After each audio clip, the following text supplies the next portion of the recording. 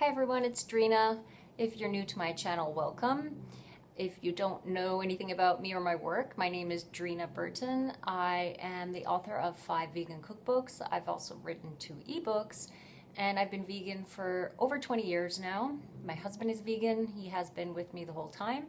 And our kids are vegans, not very wee anymore. They are also vegan, now almost 16 and 12 and almost 8.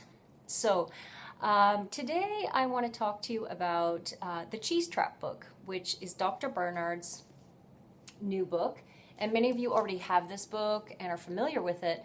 This is not my book, it's Dr. Barnard's book, but I did write and develop all of the recipes in the book. So that's what I want to talk to you about today, because Dr. Barnard has posted a lot of information about the book and done interviews, and I've posted a couple of recipes from the book. If you haven't seen them, go to my site, plantpowerkitchen.com, and check out the posts on the cheese trap. There's a recipe for a divine cheesecake, and it is divine, and a cream cheese recipe. So go check those out. But the reason I want to talk to you, and I have all of some highlights of my recipes in the book, the reason I want to talk to you about the recipes today is because I think because this is a book about getting cheese out of the diet and why it's important to, and all of the benefits of removing dairy and cheese, especially from your diet.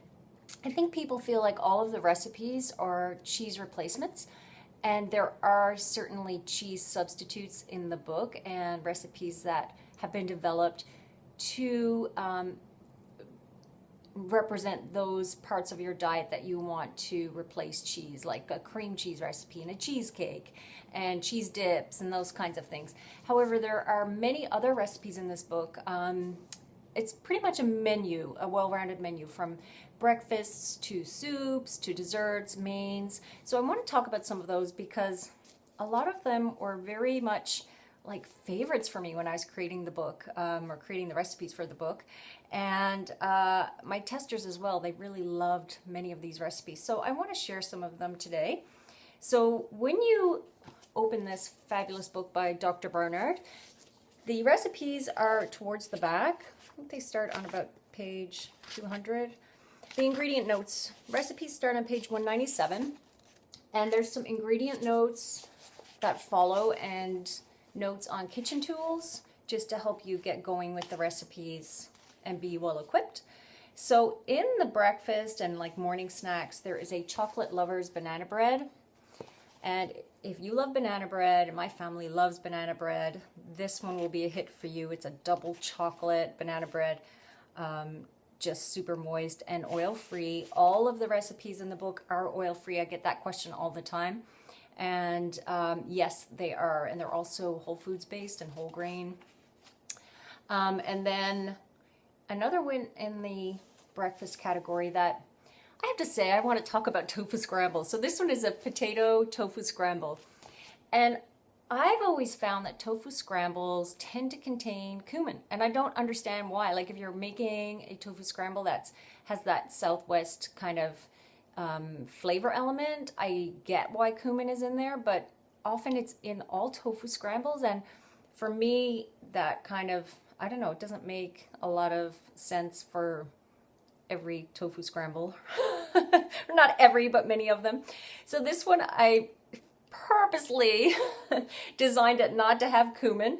So if you're not a fan of cumin or not a fan of tofu scrambles, I'd love for you to give this one a try, because again, it's really savory and delicious, and it's not just tofu in there, but it's got potatoes, and you can add greens to it at the end, and many of my testers really love that one as well. And I don't think it's just a breakfast recipe. I think it's very much a lunch recipe or dinner. I mean, I don't know, when do you want to have a tofu dish? I mean, sometimes it's lunch or dinner, right? And then in the dressings and dips section, there is a sour cream. And it's just called sour cream. I initially called it best sour cream because I really think it is. Sometimes I've had sour creams that really taste like tofu, and especially when I was starting to eat vegan, I'd make sour creams, and I thought, this does not taste like sour cream. This tastes like tofu. So that's not what I wanted to get in a sour cream recipe. And this one I really think tastes like sour cream, and it's really luscious and delicious and super easy to make. There's also a tofu ricotta, and I think that that one is really excellent for lasagnas and baked pasta dishes. It was actually my first time making a ricotta, and I enjoyed it. I sort of feel like this book pushed my boundaries a little bit in some ways, because I had to work these recipes out without oil. And as many of you know, I have been cooking without oil for quite a while now. But when making cheese replacements, that's not the easiest. So yeah, it was like a bit of a stretch, but it worked, and I think the recipes speak for themselves. In the snacks and dips, there's a recipe called Greek chickpeas. It's kind of like chickpea nibbles, if you know that recipe. It's that idea where you're baking chickpeas as a snack. They are so, so good. My older daughter, loves them so much. She's always asking me to make them. And then in the salads and sides, a sesame quinoa salad. So this is completely off the basis of, cheese replacements here. It's a sesame quinoa salad.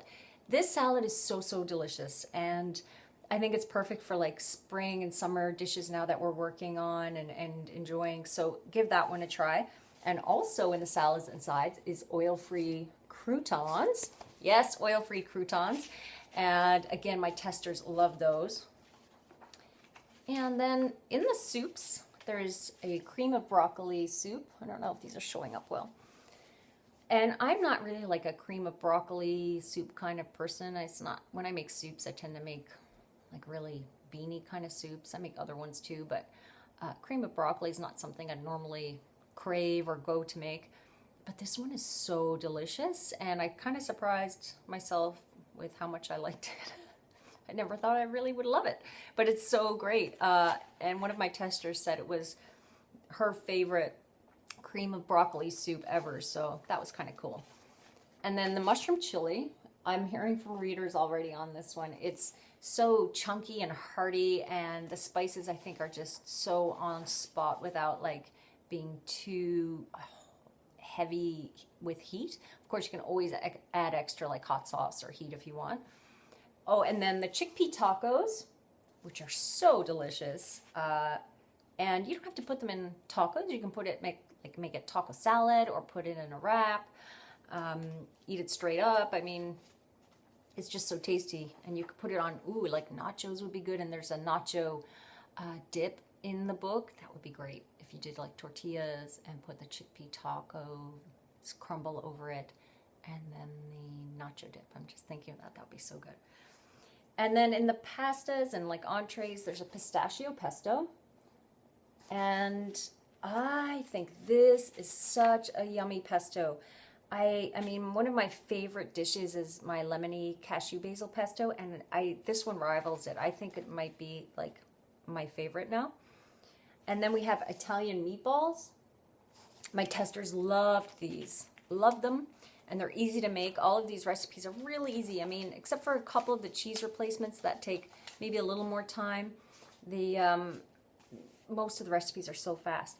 This one is one of my favorites, and I really want to try and blog this one. I have blogged the cheesecake and the cream cheese recipe from the book. This is Omega Burgers, and oh, this is one of my favorite new recipes, and I'd love for you to try them. They are so easy. Everything's in the food processor.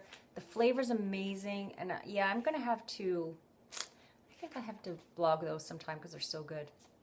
And then in the desserts, real quickly, there is a chocolate peanut butter gelato. Yummy. You could use almond butter, of course, if you want. And then one more chocolate dessert, because chocolate? Chocolate almond macaroons. I mean, they're chocolate almond macaroons. They're so delicious. Oil-free again. Yes, they're dessert. They're sweet. They're richer in calories and higher in fat, but they are dessert. So yeah, so I'd love for you to try out some of these recipes. Get the book if you haven't. I'll add the links in the description below, and go to my site to check out the posts on the cheese trap. And I will try to, maybe you guys can tell me what recipe I can blog, or you would like me to blog out of the ones I've mentioned, some of the highlights that I've talked about. Like I've got the burgers in mind, but there's also the meatballs and the